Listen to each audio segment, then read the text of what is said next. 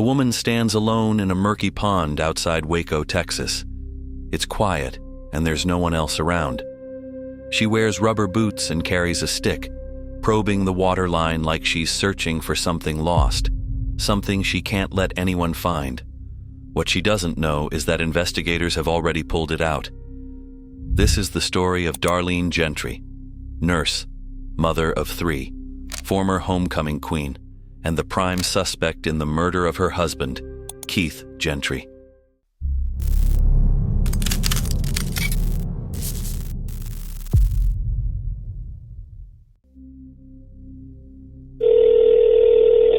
Robinson 911, much emergency. I got up this morning. I was in my son's room so they didn't sleep. My back door was open. My husband's done. They're all gone. And there's blood on the bed, and he is struggling foam stuff out of his mouth. And he's making it god-awful sound. Within minutes, officers arrived at the scene. They soon realized there were no broken windows and no signs of forced entry. Strangest of all, the guns that were supposedly stolen from the cabinet were stacked in a neat pile near the door. When Darlene called 911, she didn't sound like a distraught wife desperately trying to save her dying husband. She sounded more like someone trying to prove her innocence. A strange reaction, considering her husband was bleeding out, so every second mattered, and no one had even accused her of shooting him. Even one of the officers could tell. Something about the scene just didn't add up. Something stinks about this. Something ain't right here, man. I'm telling you. Keith was rushed to the hospital in critical condition. Detectives then asked Darlene to come down to the station, framing it as a simple conversation to help them understand what happened. In reality, this was the beginning of her interrogation. Just tell me in your own words y'all's activity from last night to this morning. Well, I didn't get home until probably around 8 o'clock, maybe a little later than that. I had to go to Temple. I had a friend of mine that was down there. And so I went to go see how she was doing. He had the boys. And I got in, I said maybe about 8:15, something like that. And of course, Chase was the oldest, was passed out on his bed. He was tired from school. And changed diapers, got him ready for bed. Laid with him for a little bit, just trying to get him to chill out. And then Keith and I sat down and talked in the living room, just about normal things, and of course money and everything else, and what we need to do to, to get out of debt and everything else. And About what time was that? oh, we didn't go to bed until almost 11. So I'd say anywhere between 9:30 to 11 or so. We were in the living room talking. Well, I take that back. Probably till 10:30 or so, because then I went into the shower. Okay. And then he was already turning out the lights and everything when I got out of the shower. And Y'all go to bed in the same room? Yeah. Okay. Yeah. We always start out that way. Okay. And the kids were all sleeping in one room, and between 1 and 1:30, the middle one started hollering. So I went in there. What's the Cody. Cody? He's 2.5. Okay. So I went in there trying to calm him down. Got him not back to sleep, but I just told him he had to lay down and hush and quit hollering because he's going to wake everybody else up. And then I went back to bed. And Back to y'all's room? yeah, back to our room. And probably about an hour after that, Cade, the youngest one, was up hollering. So I went and put the pacifier back in his mouth. How was Kate? 19 months. I went and put the pacifier back in his mouth and tried to get him to chill out. And he went drifted on back to sleep. And so I went back to our room. And I guess I was in there until about 3:15, 3:30, something like that. And change clothes because I had shorts, a little short night set thing, and I was freezing, so I put the longer ones on and went in there with them, laid down at the foot of the bed, and by this time Chase was up, the oldest, wanting something to drink, and I told him he had to go to the bathroom, so he went to the bathroom, went and got him something, a drink of water or something off the refrigerator, and he came back, and Cody and Kate were both up, so we put Homeward Bound on, which is one of their favorite movies, and we just kind of laid there. And before I do it, I was asleep, and apparently everybody else was too, until almost 6. I do remember waking up probably about 5:15 or so, and I rolled over and looked at his clock and said, I'm not getting up. I didn't have to be up till about 5:45, so I said, I'm going to take my extra 30 minutes. And before I knew it, apparently it was back out, and then Kate's jumping on my head, the oldest, and it was 5 minutes after 6 by his clock. The detective began with a soft entry question asking Darlene to explain in her own words her activity from last night to the morning. It's a rapport-building opener designed to let a subject settle into a narrative rhythm.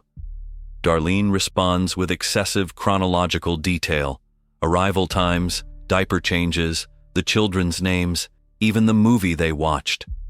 None of this is incriminating, but the density of small domestic detail serves a psychological purpose. It fills the space where genuine emotional reflection should be. Over-specific timelines are a common attempt to project credibility. Darlene's eyes rarely meets the detective's. When she does look up, it's only for a second before she drops her gaze again. Her body language tells the story she won't. Her arms stay locked across her chest, her posture closed. In genuine grief interviews, suspects often lean forward or reach outward when recounting traumatic events. Darlene instead contracts, conserving energy for control rather than emotion. And then you said about 6 o'clock is when you got up. Yeah, it's 6. Tell me the events about that and what woke you up, or Literally him jumping on my head, the baby jumping on my head is what physically made me realize I'm already late. I need to get up, get moving, and ran to the hall bath, and then I ran into the kitchen to get the boys something to drink. Gave them that.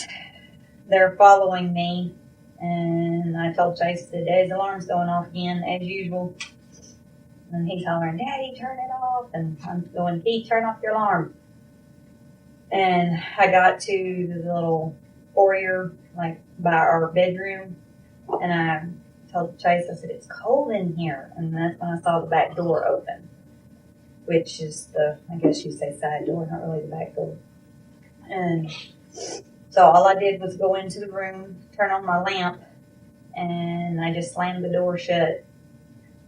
And when I turned around, I realized the gun cabinet was open and there were no guns inside of it. And so then I screamed at Keith to tell him that his guns were not in the gun cabinet, that he needed to get up. And the boys were already in the bedroom. Cade was crawling up on my hope chest that's by my bed, and all I did was tell him to get down because I could hear the noise, however you wanted.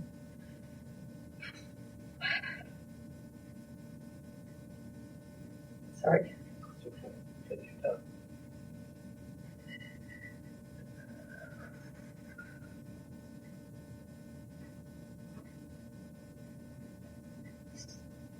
He snores, so I kept thinking it just sounded different.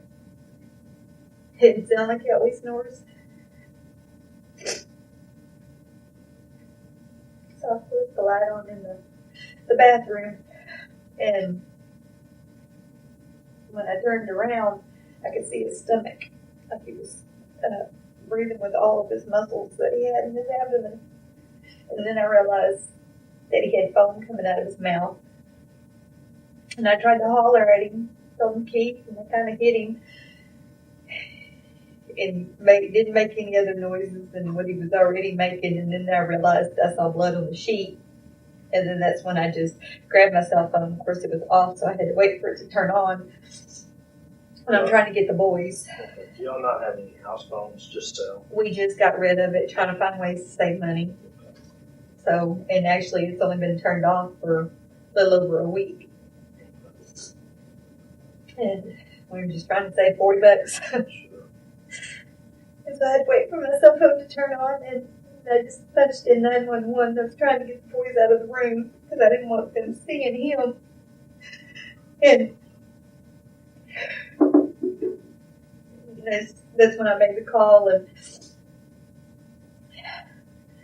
I told her who it was and where I lived and what he was doing and what I saw.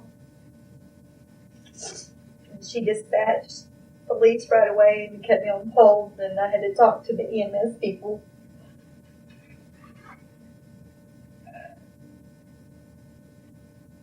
And then I remember letting the police officer in the front door, but I don't remember if I hung up on the EMS people. I have no idea. So you were talking to the police dispatcher, and she transferred you to the EMS people. Okay. As Darlene describes discovering the scene, her tone stays flat and overly controlled. She keeps her eyes down almost the entire time, glancing up only briefly before retreating back to the floor. In interrogation psychology, limited eye contact this early usually isn't shyness, it's control. She isn't avoiding the detective, she's managing the story in her own head. Her description of that morning stands out for what it doesn't include. She says she found the door open and the gun cabinet empty, yet never expresses fear that someone might still be in the house. Instead of panic, her first reaction was to shout at Keith, informing him that the gun cabinet was empty, an oddly detached response for someone who might believe armed intruders could potentially be in her house. Then come the extra details, the temperature of the room, her son's comment about the alarm, the exact phrasing of what she said. This is cognitive overcompensation, padding the story with harmless specifics to sound credible. Ironically, it often signals rehearsal. When emotion finally surfaces, it's brief and inconsistent.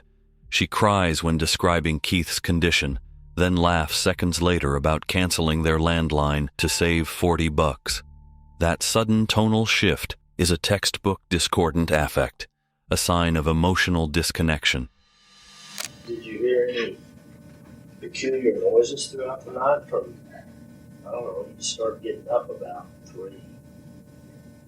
1:30 with Cody, and then an hour later with Cade, and then about 3:15, 3:30 with Chase. Other than the dogs barking, and Gunner's normally, we've had him for the puppy. We've only had that other dog for a couple of weeks, maybe a week, something like that. Gunner's normally very good and doesn't just bark and bark and bark. But he was carrying on, and I hollered at him once to stop it. And I honestly, I do not know. I don't know if it wasn't the first time I got up, because I don't remember hearing him then.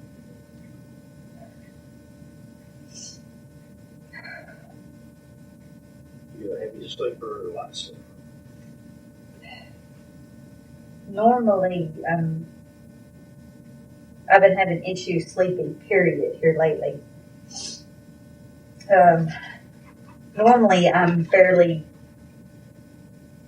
I'd say light just because of kids, but once they wake me up, I'm very light. But that first, when I go out, I'm out until I get woke up. But I can't tell you. So it's kind of in between heavy and light. Yeah. So Gunner was barking, and that's the older dog. You have two dogs. Yeah, he's 9 months. But and even Keith made comments that some dogs just yelp and yelp and yelp. He does it unless he sees something or somebody's walking or something like that. Every once in a while, we have them greyhounds that are behind us, and they'll get wound up and he'll bark at them, but it's normally not too much of an issue. And he was barking last night, and I opened up the French doors and I fussed at him, told him to get on the porch and hushed, and he came over here and laid down. That was when? The other night? No, that was this past night. Last night. Last night. But it wasn't the first time I got up. It had to have been in between when I got up at 2 something. Mm-hmm. Because I know it wasn't when I had my pants on, and I didn't change into those until I went and laid down physically with the boys. Because I was standing at that back door freezing in my shorts. Okay. So, was at 3:15 and 3:30, so when you got up to change clothes from shorts because you were cold. Yeah. And you got up with Chase then. Well, it was actually the baby that was hollering, but Chase was awake too. Okay. And I just made him go to the bathroom until he wanted something to So, drink. the dog was sometime between 1:30 and 2 something is when you went out to the door. Yeah. Did you see anything? No, and we've got a light that's back there by that gray shed, that tin shed, and it doesn't illuminate a lot of things, but I mean, I didn't notice anything different because there's always shadows out there just because of all the trees and stuff we have. Is it a motion light? No, it's on all the time. I mean, when it's dark. Dark. So the light stays on all the time. Mm-hmm. Oh, is it one of those lights that come on when it goes dark and goes off? Okay. Yeah. And we don't have to physically turn it on and off. That's on the back corner of the house? No, that's out by the Tree line or? silver shed that Keith built. It's at the back of our fence. Not the back of our property, the back of our fence. And where Gunner ran from when I hollered at him, he was in between the back fence and the where our trampoline's at. Okay, so he barking. But I don't know which direction he was barking at. I just know that's the area he ran from and came and laid down. Back fence and trampoline.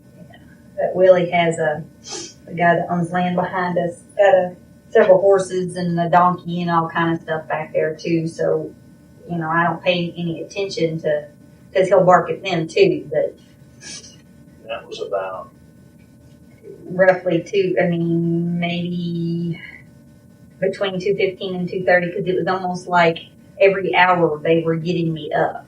Just about time I'd get good and asleep, somebody would go to hollering.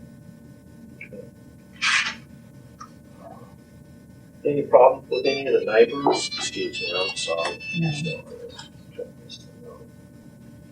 No, I mean, I have in-laws all the way around me. And definitely not with my mother-in-law and father-in-law. They live on the east side of you. You're talking to people. If left or right. If I'm looking at my house, I'm going left. It's on the left. Yeah, I'm not good with direction. And your husband's sister lived on your right. With her husband and her two boys and her oldest son's now wife and their little baby. Wow, so she's got a grandson. Grandbaby girl. Mm-hmm. Yeah, I mean, and they always had people, like younger kids running around and stuff, but we never had any issues with them. I mean, it's not a... At night, y'all lock up? Normally. I mean, it's normally not...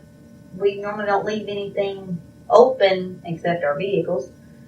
And I know I did go throw out... Cody had poop. I guess that was why he woke me up at 1:30. He had pooped in his diaper and wanted to be changed.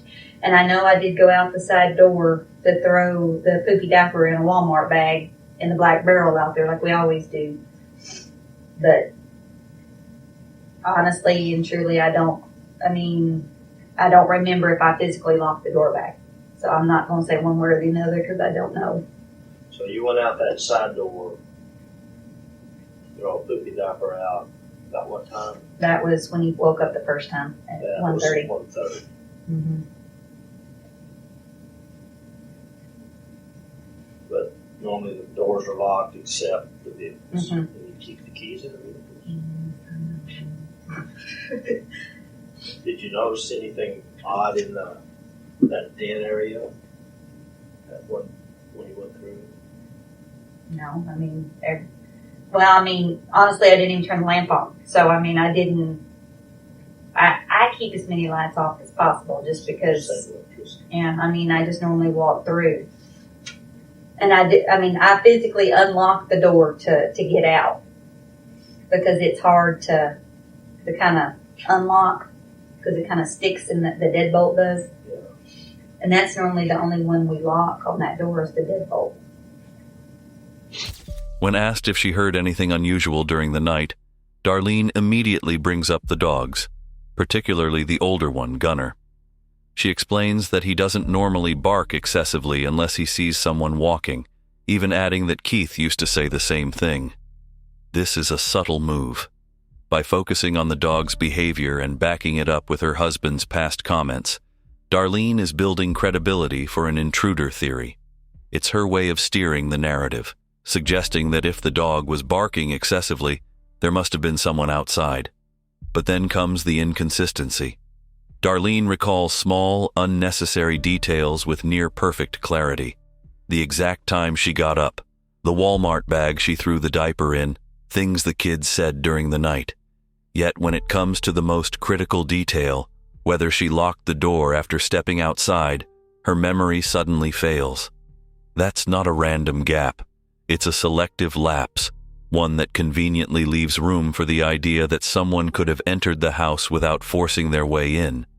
Her answer, "I don't remember," keeps the intruder possibility alive while protecting her from being caught in a lie. Together, the barking dog and the forgotten lock create a narrative that sounds believable on the surface, but underneath, it feels constructed rather than recalled. You mentioned y'all were trying to save some money. Have y'all been having some financial problems? Or? Well, we're just, this third kid, and it's killing us basically. So we've just been trying to butt heads, figure out which way, because of course we are getting behind on some bills and it's just been one thing after another. So we're trying to figure out how we need to go about it. And we were discussing if we needed to do a home equity loan, that line of credit that they're talking about.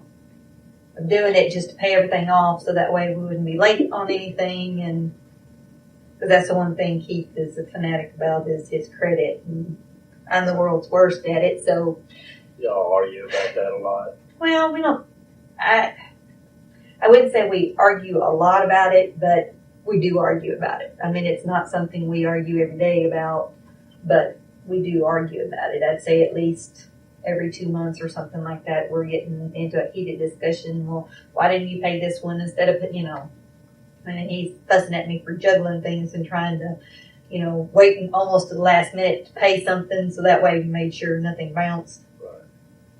So, but other than that, that's the only true issues we even have. How was the marriage? Fine. Other than trying to figure out how to raise these 3 kids. And that's what I was telling him last night. I finally got my year raise 2 months later. Raises are hard to come. No, they actually gave me $2. So I was excited and so was he. So he works at Brazos Electric. Mm-hmm. How long have you been working there? I think it'll be 4 years in March. And you work. You can put WGEC is the Waco Gastroenterology Endoscopy Center. EC. It's owned by Waco Gastro and Associates. Gastrointestinal. Waco Gastro. You're getting me confused. Waco Gastroenterology Endoscopy Center. How long have you been working there? It was a year this past September.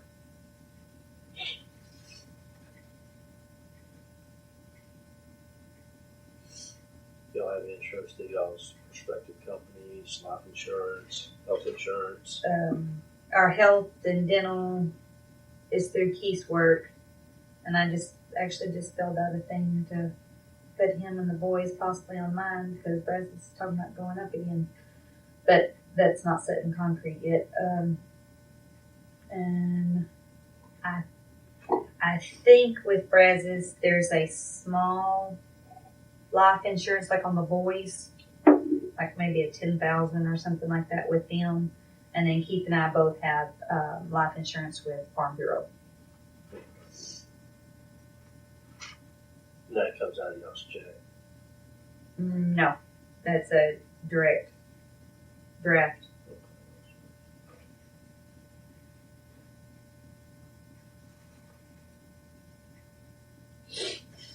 Keith seemed depressed about the money issue, or Well, I mean, he hasn't been himself the last probably, I don't know, year and a half or so. And I know he's stressed just because, I mean, it's a lot. He's one of those firm believers that, you know, he's supposed to be the man of the house and he's supposed to be making the money, and tell him all the time he should have been born back in the early 1900s. But I don't know. And, you know, never been diagnosed with depression. But me and his mother, we had a pretty heated discussion, I guess, actually on my birthday, the 2nd of November. did she disagree with you, or? Oh no, I mean, because he just flies off the handle and he gets so upset. And I know it has nothing to do with the person that he's talking to. It's just everything is finally built up, and then he just. So you and your mother-in-law had a heated discussion about Keith? Yeah, and I was venting, basically, just talking about how, because he'll lose it with the kids, and then I get upset, and it just. Was she on your side, or y'all just... Oh, she absolutely loves her son. Do not get me wrong, because, and he loves her. It's just, he has never known how to talk to his parents or me. It's like he's afraid to show his emotions. So let's get mad about it. And I said it to her, and he's admitted it to me that he knows by some form or fashion he is depressed, but he would never do anything about it. I mean, that's. Think he capable of hurting himself? No, I mean, I honestly, truly, he loves them boys too much. I mean, there's no way. There's no way. I mean, But if he's that depressed, Darlene, if he loves those boys that much, he doesn't want to see them do without. Do you think he would do something to himself to see that they don't do without, with insurance? I mean, I honestly and truly, deep down in my heart, do not believe he would do that. I really don't, just because. And I understand. You know, I'm having to ask some really, really personal questions. I know. And I appreciate you bearing with me on this. I mean, I really. And I didn't have a great amount of time to examine y'all's house and the bedroom, but it's just, and he was not there when I got there. They were already loading into the ambulance, but I'm sorry. no, that's okay. It is quite all right. I'm sorry. It is quite all right. You want to take a small break? It's not going to make any difference.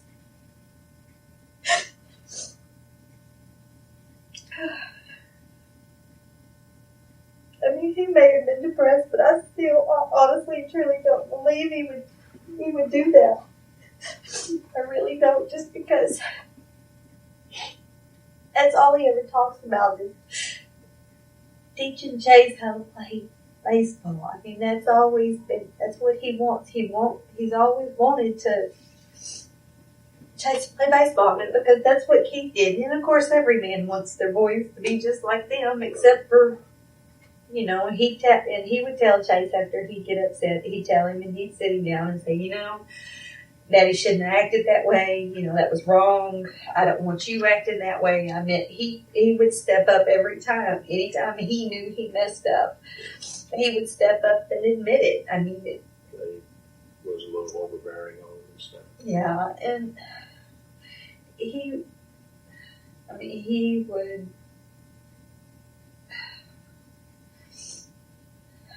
He loved them too much. And I think that's why I'd get frustrated is because he wanted them to be more than what they were being. He would just forget that they're 5, 2, and 1. They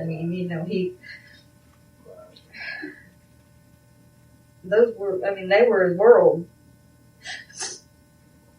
And you being his wife, loving your husband,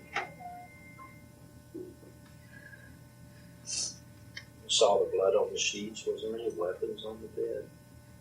I honestly saw nothing other than just the foam coming out of his mouth, and I tried to shake him. And when I tried to shake him, that's when I noticed something by his head, and I kind of leaned in more to look, and that's when I went to hollering at the kids, "Get out, get out, get out." What did you see? I just saw the red, and I automatically assumed it was blood just because, and so that's when I started calling, and it was just like I don't know. I've got crime scene people at your house right now. They're going to be searching the house, the grounds and all that. Any problems between you and Keith that I need to be aware of? We discussed earlier that, also, since I read your rights, bias talking, you're waiving your rights. You understand what waiving your rights means. You agree to talk to me at any time until you want your rights back, then you can stop.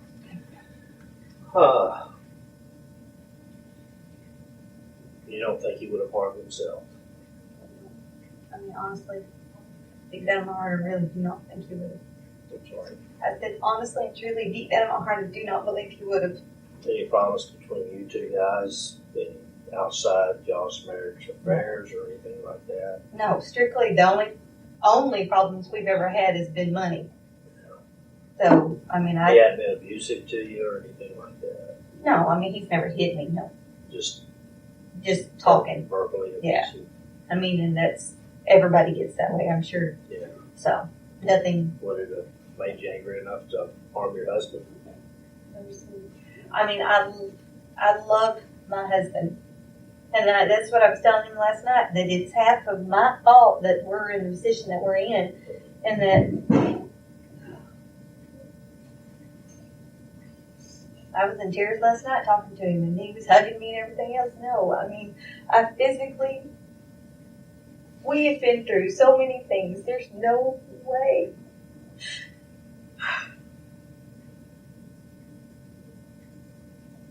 How long y'all been married? 6.5 years.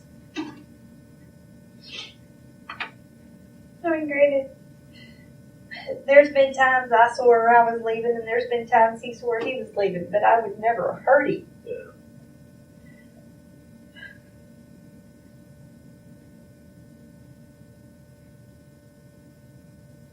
So I would do absolutely nothing but harm the boys.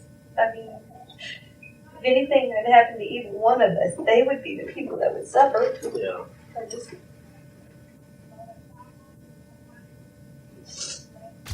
The detective pivots into motive terrain with 3 quiet probes: money stress, marriage quality, and life insurance. Darlene answers each with a mixture of agreement and minimization. She concedes they were getting behind on some bills, floats a home equity line as a fix, and laughs softly about raises and saving money, humor that blunts the seriousness of the financial pressure.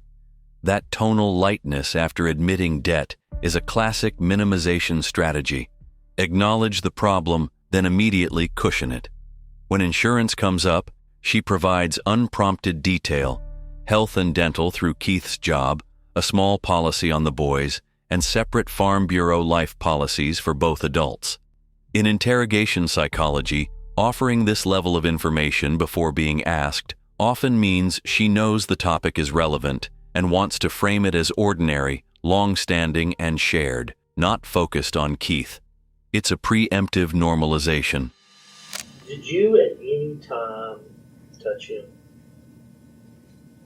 Well, I mean, I know I physically did. I mean, like I shook his leg when I was trying to get his attention, but phone's in my pocket. I just turned it on. The reason I asked is we got some rangers at the house, some Texas Rangers. They're assisting with the crime scene stuff. They found what they think might be blood in y'all's bathroom sink. I don't know. As I said, I haven't, other than touching his leg, that is the only part I believe I touched of him. So you don't remember going after touching maybe any bloody area? No, I was literally, my cell phone was on my dresser, which is on his side of the bed. When I couldn't get him to respond to me, I turned directly from there, picked up the phone and, turned it on. And then, of course, had to wait for the service to hit and hit 911. And I had the kids and I was corralling them. But you never at any time went to that sink? Not to my knowledge, by any form or fashion. When y'all walk in y'all's bedroom, Darlene, that's okay. I guess the door is kind of right there. Yeah. It's actually, it's the hallways right here. We have another little door, and the gun case sits right here. Okay, so this is where the door would be that goes outside the drive. I got you. Yeah. So the gun case is right here. Yeah. Gun case. Where's the keys kept for this? On top. Yeah. Who all knows that? Honestly, I don't know. And the officer there asked me, could you see it from the top? And I told him, I mean, of course, I can't, but I've noticed Keith, like when he's going to look, he has to get up on his toes a little bit, and he's 5'9". But as long as he stands on his toes. Do you know how many guns in the house? I know he had his deer rifle, which was in a case all by itself in the back room. And that was only because it was still left out. Plastic case, hard case? It's hard. It's a hard case. Hard case. But it's portable. Okay, hard case. Okay. And then I know he had some type of handgun. Don't ask me what it is because I have no idea. Okay. Was it any type of case? I honestly, I don't know. Okay. And in the gun cabinet itself, I know just walking back and forth, there might have been 3 guns in there. And one of them actually might have been a BB gun. I don't know. His dad would be the one to actually ask those questions because that's not anything I mess with. And the boys will jack with the thing all the time, and I'm always holding them. Get away from there, because.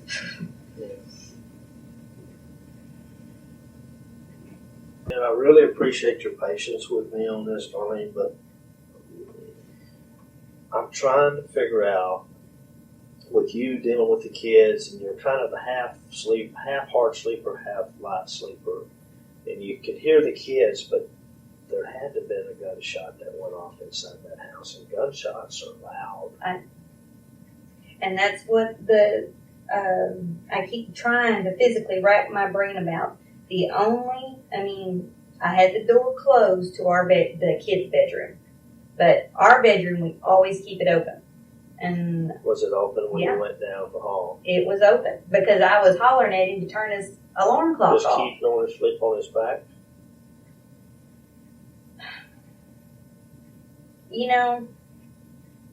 Normally never, but in probably the last couple of weeks, he's gotten to where he snores really bad, and that's when he's snoring, is when he's laying on his back. Right. And so, but normally he lays on his side. What side?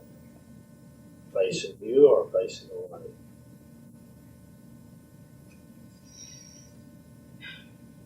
I'd say majority-wise, probably facing the wall, opposite of me.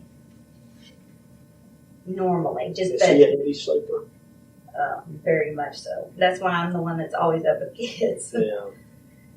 All right. So you and your husband were talking last night about your finances. From 5 to 8, you were in Temple. You got home around 8. Mhm. So did you cook supper? Was something ready? I cooked it before I left, Okay. and I had the boys. So you didn't eat though? No. Because you ate the plate, right? Right. I made him a plate, made the boys a plate, and it was gone. And I just made hamburger helper. I love it. It's quick and easy.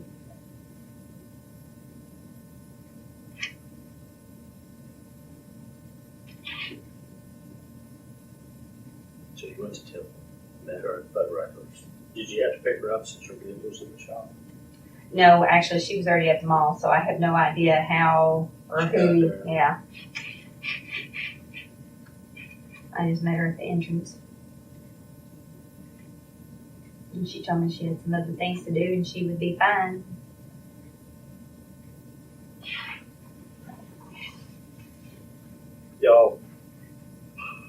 Y'all entertain guests at the house often, or friends coming over?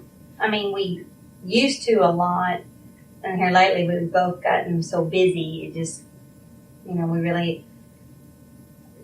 we will definitely have normally every June and end of August and in March have huge parties at the house, supposedly for kids' birthday parties, but it turns into adult parties and everything else. So, and we're talking anywhere from probably 35 up to 90 people sometimes. So a lot of people knew what the inside of y'all's house looked like, weapons and all that. Yeah, because it's all been the same. I haven't changed much of anything. Like I said, Darlene, I really appreciate your help in this. I'm just trying to sort out the events that occurred and you not hearing a gunshot. I'm just kind of confused a little bit. Can you tell me that? The only thing I can say is I did wake up and I looked at the clock at 5:15, but I don't know why I woke up. I just remember rolling over and seeing the clock. It said 5:15, and I said, Any other noise in the house? "No, I heard absolutely nothing." Does it concern you that someone could have been in the house? Oh, yeah, because I did not get scared until I turned around and I saw the guns were gone out of the gun case. The gun case was empty. I did not. 6. Yeah, and I did not get scared until that point because I'm there a lot of times for the kids by myself. But you don't know if you left that door open. Yeah, I'll be very honest. I remember unlocking it because it said it's very hard to unlock. Do you And remember locking it? that's what I said. I do not physically remember if I locked it or didn't lock it. But when the police got there, was it unlocked? They came in the front door. Did you have to unlock the front door? Yes. Yeah. And I had to unlock the French doors when I hollered at Gunner to get up on the porch too. Did you lock those back? And, I assume I did the French doors, but I don't know. I'll be very honest, I don't know. And the front door, I never touched it again after I let him come in. The officer. So, but it was locked. And I was still on the phone with the dispatch.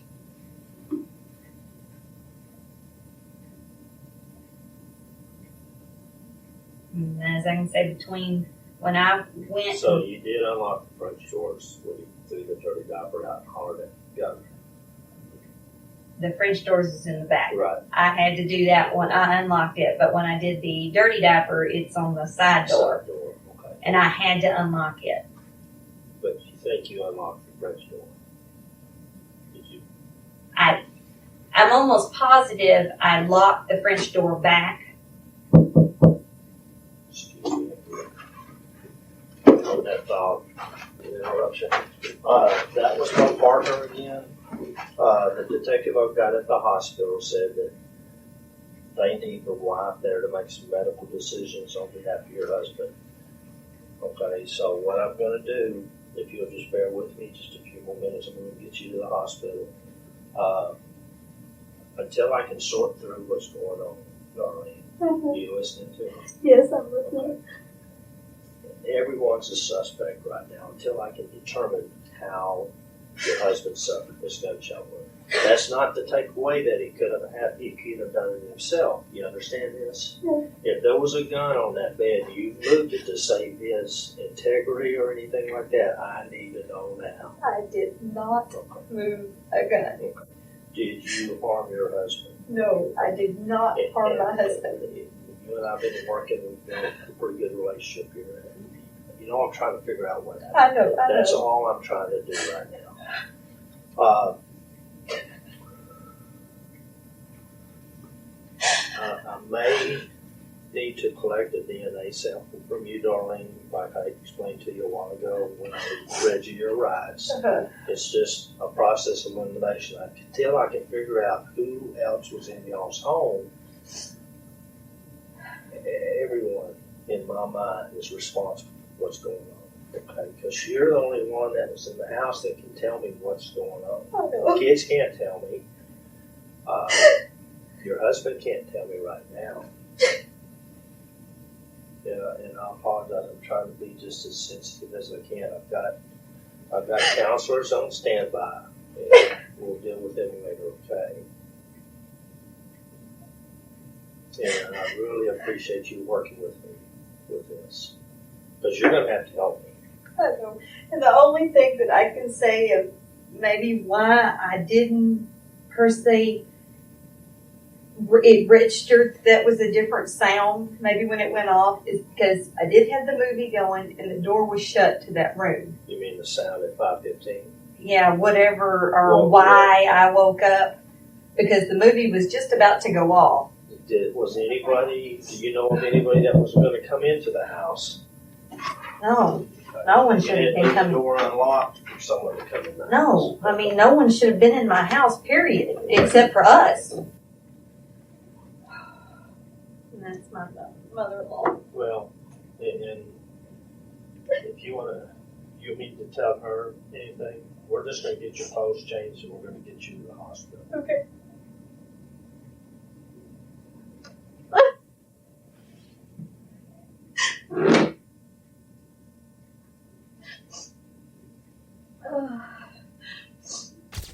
The detective circled back to a key question.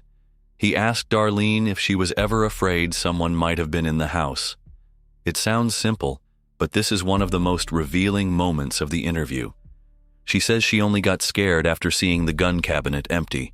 That's immediately suspicious, because earlier in her story, when she first described finding the cabinet open, she didn't mention fear at all. She said she yelled at Keith that the guns were gone. There was no panic, no instinct to protect the kids, no mention of hiding or calling for help. Now, faced with the same question again, she adds the fear after the fact, a retroactive emotion meant to make her story sound more human. This kind of shift is common in deceptive interviews. When people realize their first version sounds emotionally flat or unnatural, they try to fill in the blanks later. The problem is, genuine fear usually appears in the moment of discovery, not as an edited addition once they've had time to reflect. It's important to note that during the entire interview, Darlene never once asked detectives to check on her husband's condition, nor did she request to be taken to the hospital. She had her phone in her pocket and could have called at any time. That kind of detachment is highly unusual for a wife whose husband has just been shot in the head. It wasn't Darlene who asked to go to the hospital. It was the detective who received a call from doctors requesting her presence. Detectives then drove Darlene to the hospital. Doctors did everything they could, but the bullet wound left Keith brain dead. He was removed from life support and passed away. According to Keith's father, Darlene didn't cry the way a grieving wife normally would. I never saw her actually really break down. She had tears in her eyes and mourned, but not like someone like that should have done. After Keith's passing, detectives asked Darlene if she would return to the station to continue the interview. She agreed, but this time, Investigators were no longer looking for answers. They were looking for a confession. When Darlene sensed their shift in tone, she abruptly ended the interview and asked for a lawyer. Roughly 3 weeks later, Darlene was arrested. Her bond was set at $50,000, which she posted the same night. Keith's parents, still convinced of her innocence, allowed Darlene and the children to stay with them. Months passed. Darlene lived in legal limbo, free but under suspicion. This was a circumstantial case. It wasn't what I'd call a slam dunk. It was not one of these cases where you have a confession or a bunch of eyewitnesses. Police still lacked one crucial piece of evidence: Keith's missing .22 caliber pistol. Hoping to start over, Darlene began searching for a new home. She contacted real estate developer Robert Pavelka, who told her he didn't have any houses for sale, but he did have some land available where she could build a house. It was a property with large oak trees and a quiet pond. Darlene fell in love with it immediately. She called that next day and said, did the pond come with the land? I said, yeah, that's part of it. She said, well, that's great because Keith always wanted a place for his kids to go fishing. It had been something Keith would have really wanted. It had huge oak trees. It was a beautiful place. But only a few weeks later, she changed her mind. Darlene told Robert she still wanted the property, but not the pond. She now wanted the pond filled in, claiming it was unsafe for her children. We walked it, looked at it. She got ready to go. Then she said, well, you can take your bulldozer and push that pond in now. I said, I guess fill it in. I said, because to me, it'd be safer for the kids. By this point, Robert Pavelka had heard about Darlene's case, and something didn't sit right. He suspected Darlene might have thrown the murder weapon into the pond, so he contacted police. I said, aren't y'all missing the murder weapon? And he said, yeah. I said, this don't seem right to me. First she wanted the water, now she doesn't want the water. My first thought was, as was his, that she had thrown the weapon in the tank. On the morning of January 4th, a dive team searched the pond. There they recovered a firearm, Keith's missing .22, the weapon they believe was used to end his life. With that discovery, the case was sent to a grand jury. Darlene Gentry was indicted for first-degree murder. When the case went to trial, Darlene still believed she'd walk free. Even though the gun was found, prosecutors faced a challenge. There was no direct physical evidence proving she had dumped it in the pond. On paper, it remained a circumstantial case, one that would hinge on behavior, not just forensics. It was going to be difficult to convince a jury that this former beauty queen, nurse, and mother of 3 had murdered her husband. During opening statements, the prosecution claimed that Darlene shot her husband, staged the scene, and then called 911, more focused on sounding innocent than saving his life. Robinson 911, what's your emergency? I got up this morning. I was in my son's room so they didn't sleep. My back door was open. My husband's done. They're all gone. And there's blood on the bed, and he is struggling foam stuff out of his mouth. And he's making it god-awful. The defense countered, arguing that Darlene's tone during the 911 call was the result of shock, not guilt. Just because I wasn't screaming at the top of my lungs does not mean that I wasn't worried about what was going on. Her attorneys claimed that from the very beginning, police had fixated on her behavior and decided she was guilty before the investigation even began. She was the only suspect that they ever focused on. Their defense was, well, Robinson police had her nailed from the beginning. They just wanted to get her. They knew it was her. They never looked beyond Darlene Gentry. As the trial unfolded, prosecutors didn't just focus on the murder. They focused on what Darlene allegedly did after the murder, her visit to the property with the pond, and her later insistence that it be filled in. In court, Robert testified that he contacted a police officer friend to share his suspicions. Next, Texas Ranger Steve Foster took the stand to explain how the weapon was found and revealed a stunning twist. The Rangers didn't just find the gun. They devised a plan to bait Darlene into returning to the pond to retrieve it. They instructed Robert to tell her the pond needed to be drained before being filled, hoping she'd return to recover the weapon first. She got pretty shook up. You could tell it rattled her. A hidden camera was placed near the spot where the gun had been recovered. The trap worked. Soon after, Darlene was caught on camera at the pond, searching in the exact area where the weapon had been found. It was the smoking gun prosecutors needed. I called Robinson Police Department and I said, "You're not going to believe what we've got on video." When the Rangers recovered the gun, they had marked its location with a small wooden stick, and in the footage, Darlene can be seen frantically searching near that stick.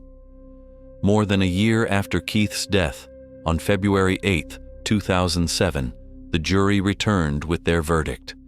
After 5 hours of deliberation, they found Darlene Gentry guilty of murder. She was sentenced to 60 years in prison. If you found this breakdown valuable, please like the video, subscribe to the channel, and hit the notification bell so you don't miss any of our future videos.